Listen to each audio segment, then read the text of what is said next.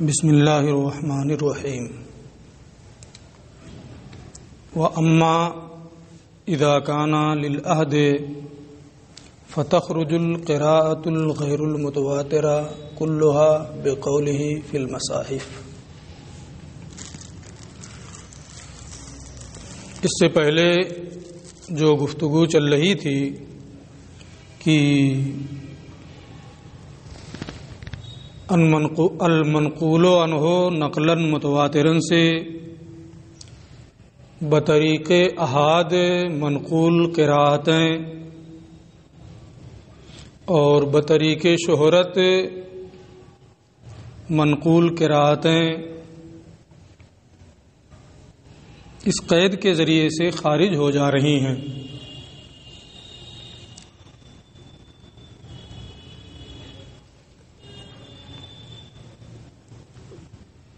انہوں نے یہ کہا تھا کہ یہ ساری تفصیلات اس تقدیر پر ہیں کہ صفت ثانی میں المکتوب فی المصاحف میں المصاحف کو المصاحف کے الف لام کو جنس کے لیے مانا جائے، جیسا کہ وہیں وضاحت کرتے ہوئے انہوں نے یہ بتایا تھا کہ المصاحف کے الف لام میں دو احتمال ہے، جنس کا بھی اور عہد کا بھی۔ تو اگر وہاں جنس کے لیے الف لام کو مانیں گے تو اس صفت ثالث سے یہ تمام قراءتیں خارج ہو جائیں گی۔ وَأَمَّا إِذَا كَانَ لِلْعَهْدِ، لیکن اگر المصاحف کا الف لام عہد کے لیے ہو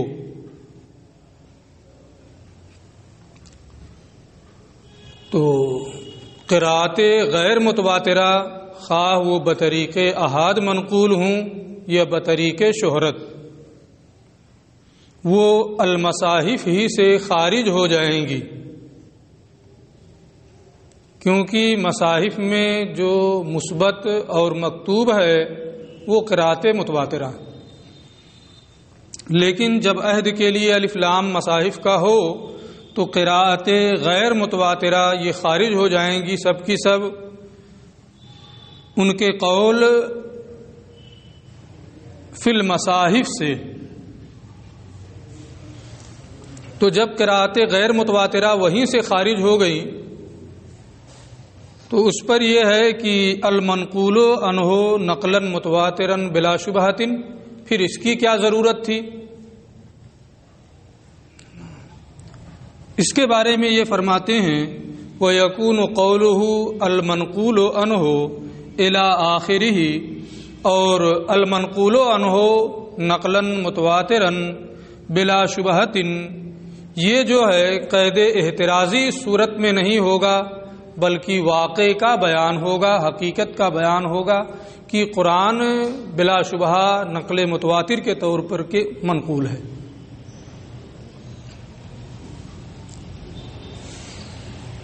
وقیل، یہ تو وضاحت ہو گئی ان دونوں صورتوں میں کہ مصاحف کے الف لام کو جنس کے لیے یا عہد کے لیے مانا جائے۔ وقیل، اور ایک قول یہ ہے کہ ماتن کا قول جو بلا شبہتن ہے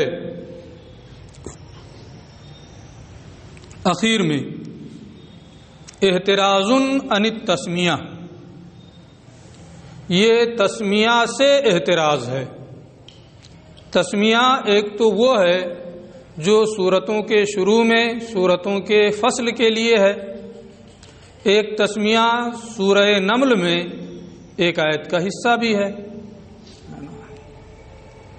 تو سورہ نمل میں جو آیت کا حصہ ہے اس سے احتراز نہیں، وہ تو قراءت متواترہ میں ہے۔ جو فصل کے لیے سورتوں کے شروع میں تسمیہ ہے اس سے احتراز کے لیے بلا شبہ کی قید بڑھا کر کے اس سے احتراز کرنا مقصد ہے۔ کیوں اس سے اعتراض کر رہے ہیں؟ لأن فیہا شبہ، اس لیے کہ اس میں یک گونا شبہ ہے۔ اختلاف ہے ائمہ کا. ہمارے نزدیک تو یہ ہے کہ اگرچہ وہ سورہ کا جز نہیں ہے لیکن قرآن کا جز ہے. اور امام مالک رحمۃ اللہ تعالی علیہ اس کے بارے میں یہ فرماتے ہیں کہ وہ قرآن کا جز ہی نہیں ہے، وہ قرآن نہیں ہے. تو یہ گناہ شبہ ہوا نا. تو یہ کہتے ہیں لأن فیہا شبہ، اس لیے کہ اس میں شبہ ہے. کیسے شبہ ہے اس کی کئی صورتیں یہ بیان کر رہے ہیں. لم یکفر جاہدہا، اس کے منکر کی تکفیر نہیں ہوتی ہے. اگر کوئی یہ کہے کہ تسمیہ قرآن سے نہیں ہے تو اس کی تکفیر نہیں کی جائے گی. اگر اس میں کوئی شبہ نہ ہوتا تو جیسے دوسری آیات کے انکار پر تکفیر ہوتی ہے اس پر بھی ہوتی. وَلَمْ يَجُزِ الْاِكْتِفَاءُ بِهَا فِي الصَّلَاةِ، اور نماز میں اسی پر اکتفا کرنا جائز نہیں ہے، کافی نہیں ہے. اگر بلا شبہ وہ قرآن کا حصہ ہوتا تو اسی پر اکتفا کر لینا صحیح ہوتا. وَلَمْ تَحْرُمْ تِلَاوَتُهَا لِلْجُنُوبِ وَالْحَائِضِ وَالنُّفَسَاءِ، اور جنوبی حائضہ اور نفسا کے لیے ان کی تلاوت حرام نہ ہوتی. تو اب حرام نہ ہوتی، حرام ہے ان کی تلاوت. اس بات کا قرینہ ہے کہ وہ قرآن کا جز ہے. اور انکار پر تکفیر نہیں کی جاتی ہے، نماز میں وہ کافی نہیں ہے، اس سے لگتا ہے کہ وہ قرآن کا جز نہیں ہے، قرآن کا حصہ نہیں ہے. تو اس میں یک گنا شبہ ہے. اس لیے یہاں پر انہوں نے بلا شبہتن کی قید بڑھائی تاکہ اسی تسمیہ سے احتراز ہو جائے. لیکن ہمارے نزدیک راجح مذہب یہ ہے کہ وہ قرآن کا جز ہے.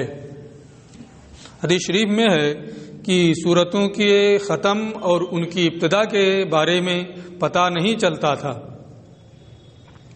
یہاں تک کہ حضرت جبریل امین بسم اللہ لے کر کے آئے ہر سورت کے شروع میں.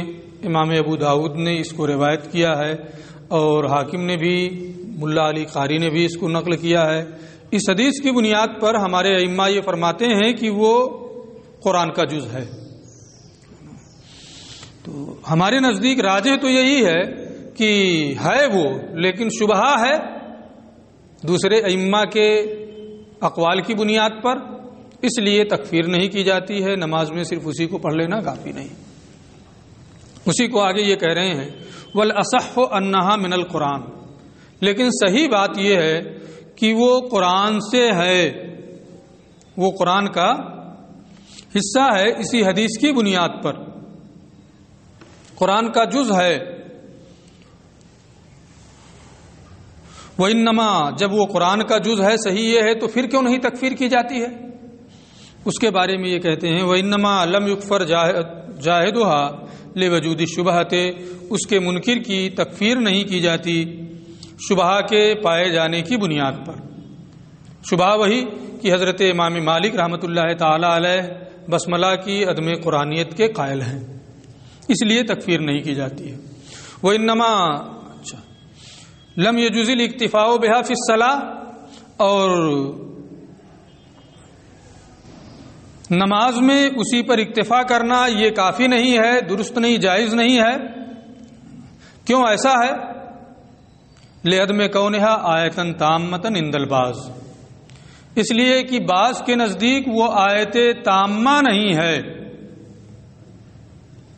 بعض کے نزدیک وہ آیت تامہ نہیں ہے. بسم اللہ الرحمن الرحیم الحمدللہ رب العالمین، بعض لوگ یہاں تک ایک آیت مانتے ہیں اور بعض لوگ اسے مکمل آیت مانتے ہیں. ایک حدیث حضرت عائشہ ام سلمہ سے مروی ہے اور ایک حضرت ابو ہریرہ رضی اللہ تعالی عنہ سے مروی ہے. تو اختلاف ہوا کہ وہ آیت تامہ ہے یا نہیں ہے. اس اختلاف کی بنیاد پر نماز میں اسی پر اکتفا کرنا جائز نہیں ہے۔ وَإِنَّمَا يَجُوزُ التِّلَاوَةُ لِلْجُنُوبِ، اور جنوبی کے لیے اور اس کے اختین یعنی حائضہ اور نفسا کے لیے تلاوت جائز ہے۔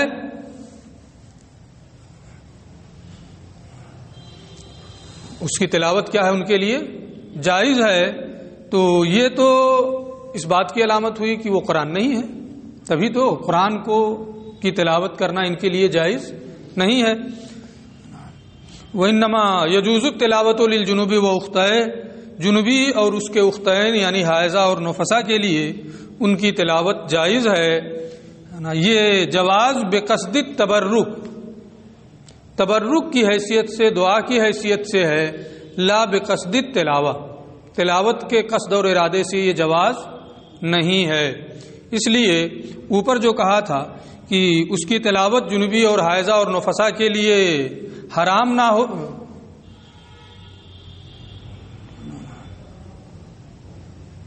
ولم تحرم تلاوتها، اور اس کی تلاوت حرام نہ ہوتی جنوبی، حائضہ اور نفسا کے لیے۔ یہ اسی معنی میں ہے کہ قصد تبرک سے وہ جائز ہے اور قصد تلاوت سے یہ حرام ہے۔ یہ بات یہاں پوری ہو گئی کہ بلا شبہتن سے بسملہ سے احتراز ہے، یہ ایک قول ہے نا، اور دوسرا قول اوپر اس سے پہلے بیان کیا تھا، وہ ہوا اسم للنظم والمعنی جمیعا۔ یہاں سے کتاب کی تقسیم کی تمہید یہ باندھ رہے ہیں، اور اس کے لیے انہوں نے یہ فرمایا کہ کتاب نظم اور معنی کے مجموعے کا نام ہے۔ نظم دال علی المعنی کا نام کیا ہے؟ قرآن ہے۔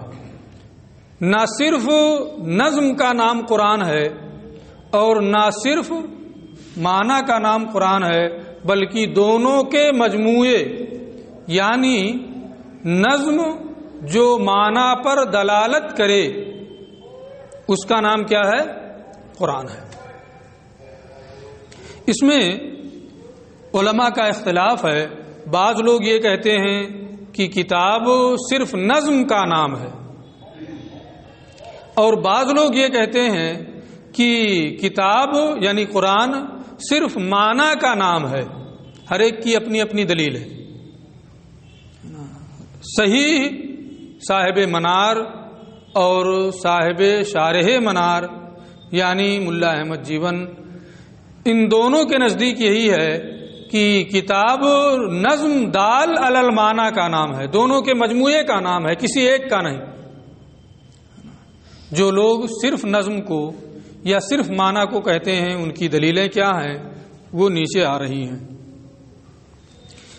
پہلے یہ بتا رہے ہیں تمہید لتقسیمہ بعد بیان تعریفی، کتاب کی تعریف بیان کرنے کے بعد یہاں سے کتاب کی تقسیم کی تمہید ہے، یعنی اب اس کی تقسیم کریں گے کتنی قسمیں ہیں، کیا ہیں۔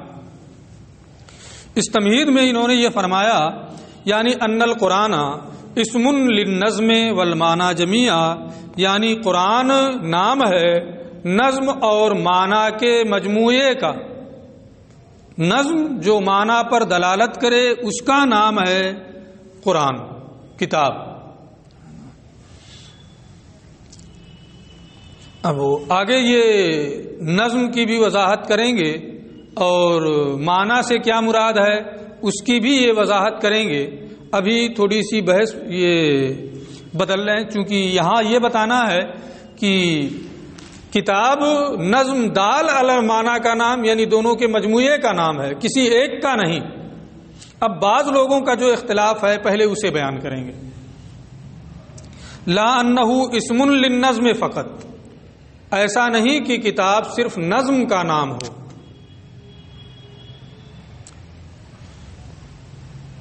اور ایسا بھی نہیں کہ کتاب صرف معنی کا نام ہو، جیسا کہ یہ بعد میں آئے گا۔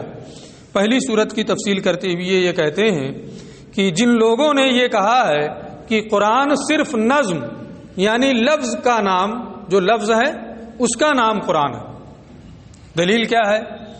یہ کہتے ہیں کما ینبئ عنہ تعریفہ بالانزال والکتابۃ والنقل، جیسا کہ اس کے بارے میں کتاب کی انزال، کتابت اور نقل کے ذریعے سے جو تعریف ہے وہ خبر دے رہی ہے۔ یعنی تعریف میں کیا کہا؟ المنزل علی الرسول، المکتوب فی المصاحف، المنقول عنہ نقلا متواترا بلا شبہۃ۔ تو منزل کیا ہے؟ الفاظ یہ نازل ہوئے ہیں۔ مکتوب کیا ہے؟ الفاظ مکتوب ہیں۔ اور منقول کیا ہے؟ الفاظ منقول ہیں۔ تو تعریف میں جتنے الفاظ ہیں، انزال، مکتوب اور انزال، کتابت اور نقل، یہ سب اس بات کی نشاندہی کر رہے ہیں، اس بات کی جانب مشیر ہیں کہ قرآن صرف نظم کا نام ہے۔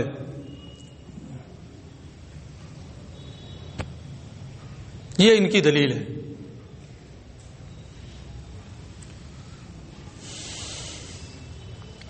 اب اس کا جواب آئے گا بعد میں، ان کی دلیل ہو گئی۔ دوسرا قول یہ ہے کہ قرآن صرف معنی کا نام ہے، ان لوگوں کی دلیل ولا انہ اسم للمعنی فقط، اور ایسا بھی نہیں کہ کتاب صرف معنی کا نام ہو، اور ایسا بھی نہیں کہ قرآن صرف معنی کا نام ہو، کما یتوہم من تجویز ابی حنیفہ رحمہ اللہ تعالی للقراءۃ الفارسیہ فی الصلاۃ مع القدرۃ علی النظم العربی۔ اصل میں کیا ہے کہ امام اعظم کا اور صاحبین کا شروع میں یہ اختلاف تھا کہ عربی زبان پر قدرت کے باوجود نماز میں فارسی زبان میں تلاوت کرنا یہ جائز ہے یا جائز نہیں۔ صاحبین کا مذہب یہ تھا کہ جائز نہیں،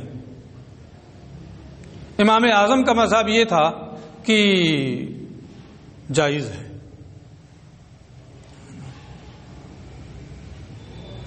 یہ پہلے قول تھا، لیکن بعد میں امام اعظم نے صاحبین کے قول کی طرف رجوع فرما لیا، اور اب بالاتفاق یہ ہمارے ائمہ ثلاثہ کا قول ہے کہ نظم عربی پر قدرت کے باوجود نماز میں فارسی زبان میں قرآن کی تلاوت جائز نہیں ہے۔ لیکن ایک قول تھا امام کا کہ عربی زبان پر قدرت کے باوجود نماز میں فارسی زبان میں تلاوت کرنا یہ جائز ہے۔ تو اگر قرآن نظم کا نام ہوتا، لفظ کا نام ہوتا، تو نماز میں فارسی زبان میں قرات یہ جائز نہیں ہوتی۔ امام اعظم فارسی زبان میں نماز میں فارسی زبان میں قرآن کی تلاوت کو جائز کر رہے ہیں، اس کا مطلب یہ، اور وہ معنی وہ کیا ہے؟ ترجمہ ہے، معنی ہے۔ تو اس کا صاف مطلب یہ ہوا کہ قرآن نظم کا نام نہیں ہے بلکہ قرآن معنی کا نام ہے۔ دونوں کی دلیلیں سمجھ میں آ گئی؟ جو لوگ یہ کہتے ہیں کہ قرآن نظم کا نام ہے، یا جو یہ کہتے ہیں کہ قرآن معنی کا نام ہے، دونوں کی دلیلیں ہو گئی۔ اب آگے وذالک لأن الأوصاف المذکورہ، یہاں سے جو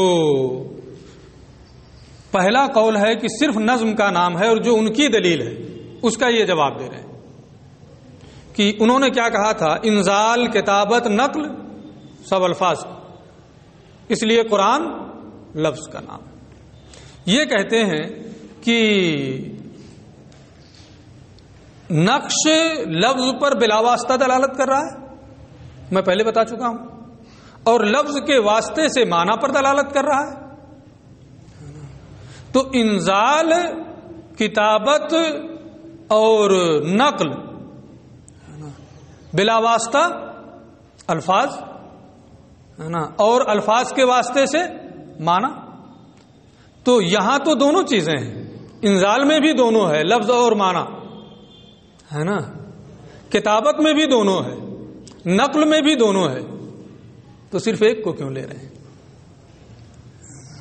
دونوں کا نام قرآن ہے، صرف نظم کا نام قرآن نہیں ہے. جس طریقے سے اوصاف مذکورہ یعنی انزال، کتابت اور نقل، یہ تمام اوصاف جس طریقے سے جاریۃ فی المعنی، جس طرح لفظ میں جاری ہے، اسی طریقے سے تقدیراً یہ معنی میں بھی جاری ہیں. یعنی لفظ کے واسطے سے معنی میں بھی یہ جاری ہوتے ہیں، کیونکہ یہ بھی منزل، مکتوب اور منقول ہیں لفظ کے واسطے سے. ٹھیک ہے، اس لیے یہ کہنا کہ کتاب صرف لفظ کا نام، نظم کا نام ہے، یہ صحیح نہیں. اب امام اعظم ابو حنیفہ رحمۃ اللہ تعالی علیہ کے قول سے جو دلیل پیش کی تھی، اس کا جواب کہ صرف معنی کا نام ہے. دلیل میں امام اعظم کا وہ فرمان، یہ کہتے ہیں وجواز الصلاۃ بالفارسیہ انما ہوا لعذر حکمی، اور نماز کا جائز ہونا فارسی زبان میں قرآن کی تلاوت سے، یہ اس عذر کی وجہ سے ہے جس میں بہت سی حکمتیں. کون سی حکمت ہے؟ وہ یہ ہے کہ وہ ہوا، اور وہ یہ ہے ان حالت الصلاۃ، کہ نماز کی حالت اللہ تعالی کے ساتھ مناجات کی حالت ہوتی ہے. اللہ تعالی سے بندہ ہم کلام ہوتا ہے.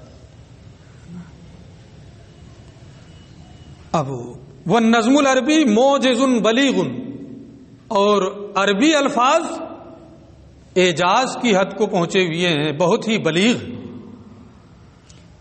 فلعلہ لا یقدر علیہ، تو اللہ سے مناجات کر رہا ہے اور فصیح و بلیغ عبارتیں وہ اپنی زبان پر لائے، ہو سکتا ہے اس سے نہ ہو سکے. اس حکمت کے پیش نظر امام اعظم نے یہ فرمایا کہ فارسی زبان میں تلاوت جائز ہے. فلعلہ لا یقدر علیہ، تو قوی امکان ہے کہ وہ اس پر نظم عربی پر قادر نہ ہو. اس لیے وہ فرماتے ہیں کہ نماز میں وہ رکن لازم نہیں ہے، فارسی میں بھی تلاوت کرے گا تو ہو جائے گی. اگرچہ بعد میں رجوع کر لیا، لیکن پہلے قول کی میں وضاحت کر رہا ہوں، ہے نا. یہ جو وضاحت کر رہے ہیں پہلے قول کے مطابق. او لأنہ، یا اس وجہ سے کہ اگر وہ عربی زبان میں مشغول ہو، عربی پڑھنے لگے، ہے نا. ان اشتغل بالعربی، اگر وہ عربی میں مشغول ہو، اسے تلاوت کرے، تو پڑھا لکھا آدمی ہے، پڑھنا شروع کیا والضحیٰ یا القارعہ یا کوئی بھی سورت پڑھنا شروع کیا، تو ینتقل الذہن منہ الی حسن البلاغت والبراعت، تو پورا قرآن فصاحت و بلاغت ہے نا سے پورا ہے نا. اتنا فصیح کلام کہیں نہیں ملے گا. اب پڑھا لکھا آدمی ہے، پڑھنا شروع کیا، اب بجائے مناجات کے وہ اس کی فصاحت میں گم ہو گیا، اس کی بلاغت میں گم ہو گیا، تو یکسوئی باقی نہیں رہی اللہ کے ساتھ. اور کہاں چلا گیا؟ ان اشتغل بالعربی، اگر عربی زبان میں مشغول ہو تو ذہن اس کا ینتقل الذہن منہ، تو اس کا ذہن عربی زبان کی وجہ سے اس کے حسن بلاغت، براعت کی جانب منتقل ہو جائے، اور وہ اسجا اور فواصل سے آخر میں جو کلام ہو، ہے نا، اور وہ جیسے والضحیٰ میں والضحیٰ واللیل اذا سجا، سب ایک طرح سے ہے نا، وہی فاصلہ، اور اس کے اسجا اور فواصل سے وہ لطف اندوز ہونے لگے. ولم یخلص الحضور مع اللہ، اور اللہ عز و جل کے ساتھ یکسوئی نہ رہ جائے، خشوع اور خضوع باقی نہ رہ جائے. بل یکون ھذا النظم حجابا بینہ و بین اللہ تعالی، بلکہ یہ نظم عربی اس بندے اور اللہ کے درمیان حجاب بن جائے، ایسا ہو سکتا ہے نا؟ اس مصلحت کے پیش نظر، اس حکمت کے پیش نظر امام اعظم نے یہ فرمایا کہ نظم عربی پر قدرت کے باوجود فارسی میں نماز میں تلاوت یہ جائز ہے نا، اور وہ بھی یہ غیر مفتبع ہے، مرجو انہو ہے، اس سے رجوع کر لیا ہے، مرجو الیہ یہ ہے کہ جائز نہیں، ٹھیک ہے۔ اور کیا ہے؟ وکانا ابو حنیفہ، اب اپنے بارے میں یہ نہ آپ سوچنے لگیں، جو اس درجے کا ہوگا اس کے بارے میں ہوگا نا، ہم تو پڑھتے چلے جاتے ہیں، کہیں کچھ احساس نہیں ہوتا۔ وکانا ابو حنیفہ، امام اعظم ابو حنیفہ رحمۃ اللہ تعالی علیہ بحر توحید و مشاہدہ میں مستغرق تھے، لا یلتفت الا الی الذات، وہ اللہ کے علاوہ کسی کی جانب متوجہ نہیں ہوتے تھے۔ تو یہ نہ سوچیں آپ کہ ان کے ساتھ ایسا ہوا ہوگا کہ نماز میں قرآن کی تلاوت شروع کی تو بجائے توجہ الی اللہ کے حسن برات کی طرف توجہ ہو گئی نا، یہ نہ سوچیں، بلکہ دوسرے لوگوں کا انہوں نے خیال کیا ہے۔ لا یلتفت الا الی الذات، آپ ذات کے علاوہ کسی جانب متوجہ نہیں ہوتے تھے۔ فلا تعنا علیہ، لہذا ان پر کوئی تان و تشنیع نہیں کی جا سکتی ہے اس سلسلے میں کہ کیف یجوز القراءۃ بالفارسی مع القدرت علی العربی المنزل، کہ وہ کیسے عربی منزل پر قدرت کے باوجود فارسی میں قراءت کو جائز کہہ رہے ہیں۔ تو یہ تو نماز میں ان حکمتوں کی وجہ سے امام نے یہ فرمایا کہ ایک قول مرجو انہوں کہ فارسی زبان میں قرآن کی تلاوت ہو سکتی ہے نماز میں، وہ اما معافی سوى الصلاۃ، اور نماز کے علاوہ دوسرے احوال میں تو وہ دونوں جانب کی رعایت کرتے ہیں، نظم کی بھی اور معنی کی بھی، ان کے دوسرے اقوال کو بھی دیکھنا چاہیے۔ یہی وجہ ہے کہ امام اعظم ابو حنیفہ رحمۃ اللہ تعالی علیہ یہ فرماتے ہیں کہ جنوبی اور حائضہ کے لیے فارسی زبان میں اگر قرآن ہو تو اسے پڑھنا جائز ہے، ترجمہ ہے وہ، اسے پڑھنا کیا ہے؟ جائز ہے۔ اس کا مطلب کیا ہوا کہ معنی کا اعتبار نہیں کرتے ہیں، اور پہلا قول کیا تھا کہ صرف معنی ہی کا اعتبار کرتے ہیں، لفظ کا اعتبار نہیں کرتے ہیں، اور اس کا مطلب کیا ہوا؟ صرف لفظ کا اعتبار کرتے ہیں، معنی کا اعتبار نہیں کرتے ہیں۔ تو آپ کے اقوال کو باہم ملانے سے یہ معلوم ہوتا ہے کہ دونوں کی رعایت ہے، مصالح کے پیش نظر ہے نا، جہاں جیسی ضرورت ہوئی وہاں اس کا حکم۔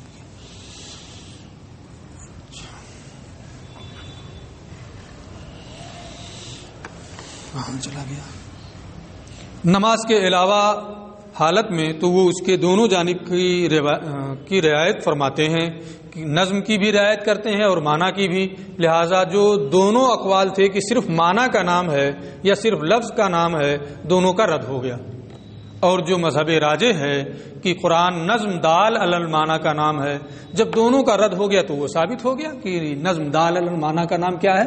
کتاب ہے قرآن۔ اب یہاں یہ کہتے ہیں کہ انہوں نے کہا ہوا اسم للنظم والمعنی، نظم کیوں کہا؟ اسم لللفظ والمعنی کہہ دیتے، لفظ کی جگہ نظم کیوں کہا؟ اس کو یہ بتا رہے ہیں۔ وَإِنَّمَا أَطْلَقَ النَّظْمَ مَكَانَ اللَّفْظِ، لفظ کی جگہ نظم کا اطلاق کیا رعایتاً للادب، ادب کے لیے، ہے نا۔ کس سے آپ بات کر رہے ہیں اس کے شایان شان آپ بات کریں گے۔ قرآن کے بارے میں یہ گفتگو ہو رہی ہے، لفظ کا معنی ہوتا ہے پھینکنا، اور نظم کا معنی ہوتا ہے موتی کو لڑی میں پرونا، تو اس ادب کے پیش نظر انہوں نے لفظ کے بجائے نظم کا لفظ استعمال کیا ہے۔ لأن النظم فی اللغت، اس لیے کہ لغت میں نظم کہتے ہیں جمع اللولو فی السلک، لڑی میں موتی پرونا، واللفظ هو الرمی، اور لفظ کہتے ہیں رمی کو، پھینکنے کو، تو ادب نظم ہی میں ہے۔ وَإِنْ كَانَ النَّظْمُ يُطْلَقُ فِي الْعُرْفِ عَلَى الشِّعْرِ أَيْضًا، اگرچہ نظم عرف میں شعر کو بھی کہا جاتا ہے، لیکن یہاں انہوں نے جمع اللولو فی السلک کا اعتبار کرتے ہوئے نظم کا لفظ استعمال کیا ہے۔ معنی سے کیا مراد ہے اس کی تفصیل ہم کل کریں گے، اور باقی تفصیلات بھی کل بتائیں گے، آپ تیاری کر کے آئیں۔